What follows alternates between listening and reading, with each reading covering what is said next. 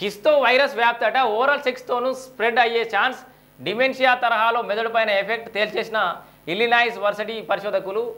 ఇదేందో కొత్త రోగం వస్తుందా ఏంది? ఏమో అడమే రోగాలు చాలా పడుతున్నాయి. అబ్బా ఏమన్నా ముద్దంటే చేదా. కిస్తో వైరస్ వ్యాప్తికి అవకాశం, ఓరల్ సెక్స్తోనూ స్ప్రెడ్ అయ్యే ఛాన్స్ డిమెన్షియా తరహాలో మెదడుపైన ఎఫెక్ట్ తేల్చేసిన ఇల్లినాయిస్ వర్సిటీ పరిశోధకులు.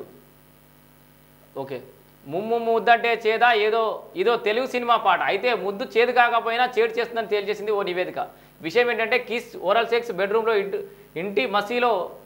ఇంటిమెస్లో భాగంగా చేసే పనుల వల్ల హెర్పస్ వైరస్ వ్యాప్తి చెందే అవకాశాలు ఎక్కువగా ఉన్నాయని హెచ్చరించింది తాజా అధ్యయనం. దీనివల్ల చిత్త వైకల్యం, డిమెన్షియా తరహాలో మెదడుపై ఎఫెక్ట్ చూపుతుందని గుర్తించింది.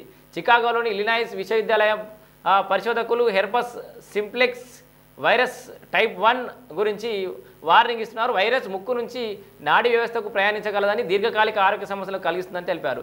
సెల్యులార్ ఎంజైమ్ను ఉపయోగించడం ద్వారా వైరస్ ప్రవర్తన లక్షణాలను ఉత్పత్తి చేయగలదని చూపించిన మొదటి అధ్యయనం ఇది. అసలు ఏంది?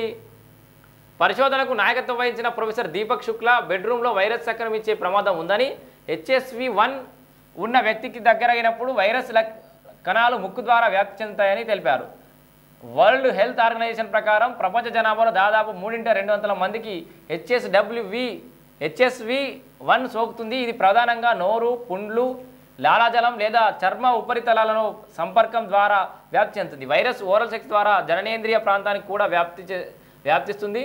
ఇది జననేంద్రియ హెర్పస్కు కారణమవుతుంది. ఓరల్ హెర్పస్ ఉన్న వ్యక్తి పెదవుల చుట్టూ బొబ్బలు కలిగించవచ్చు. ముద్దు పెట్టుకున్నప్పుడు వైరస్ వ్యాప్తి చెందుతుంది. జననేంద్రియ హెర్పస్కు కారణమయ్యే HSV1 కేసులు కూడా ఉన్నాయని, అంటే ఓరల్ సెక్స్ సమయంలో సోకిన క్యారియర్ వైరస్ను వ్యాపింపజేస్తుందని చెప్పేసి తెలిపారు. అదేదో ఇక ఈ రోగం కూడా వస్తుందట, మరి జాగ్రత్త